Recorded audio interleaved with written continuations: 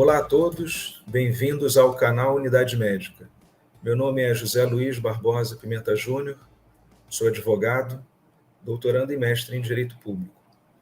E hoje o tema que nós iremos tratar é telemedicina, o dilema da primeira consulta, presencial ou não.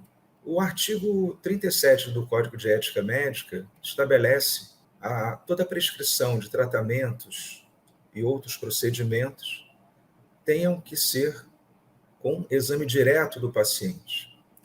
Faz-se uma exceção, que seria a forma do atendimento por telemedicina, conforme regulamentação do Conselho Federal de Medicina.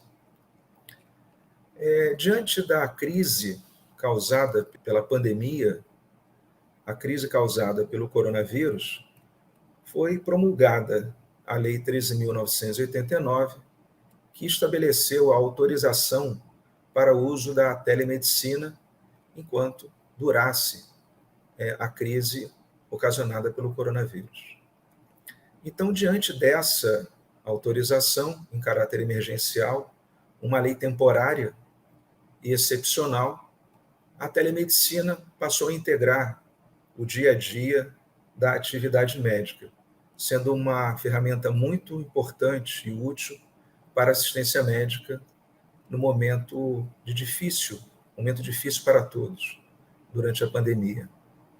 Diante desse novo cenário, o Conselho Federal de Medicina, recentemente, baixou a resolução de número 2.314, que definiu a regulamentação, como disse, da telemedicina como forma de um serviço médico mediado por tecnologias digitais. Esta regulamentação, ela estabelece tanto a definição da telemedicina, como também o conceito do que hoje se chama a teleconsulta, que seria justamente o objeto desse nosso encontro. A telemedicina, entendida como o exercício da medicina mediado por tecnologias digitais. Agora, esse ambiente, para que seja reconhecidamente um serviço prestado à distância, tem que seguir as normas relacionadas ao manuseio, à integridade, à veracidade, à confidencialidade, à privacidade e à garantia do sigilo profissional das informações do paciente. Essas informações, esses dados, são considerados sensíveis e protegidos, inclusive pela Lei Geral de Proteção de Dados. Então, para que nós tenhamos uma diferenciação entre a utilização de meios digitais durante um atendimento como meio de comunicação entre o paciente e o médico, e, de outro lado, nós temos a ferramenta, a utilização da telemedicina como meio de atividade médica, com apoio e mediada por instrumentos e ferramentas de tecnologia digital.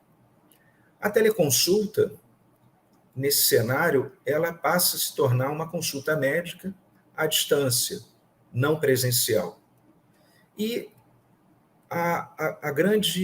o grande dilema, a grande dúvida que vem reinando no seio da medicina, da classe médica, é se essa consulta não presencial, à distância, ela poderia ser feita em uma primeira consulta, ou seja, se essa primeira consulta poderia também ser por meio da telemedicina. O Conselho Federal de Medicina, nesta resolução, ele estabelece, ratifica um entendimento já de muitos anos, de modo que seja a consulta presencial o padrão ouro e a telemedicina como um ato médico complementar. A telemedicina, nesse contexto, ela serve para facilitar a assistência do paciente e, obviamente, a atividade do profissional médico. Ela vem a agregar, ela vem a facilitar, ela vem a complementar e contribuir para essa assistência, utilizando da melhor forma possível as ferramentas e os meios da tecnologia.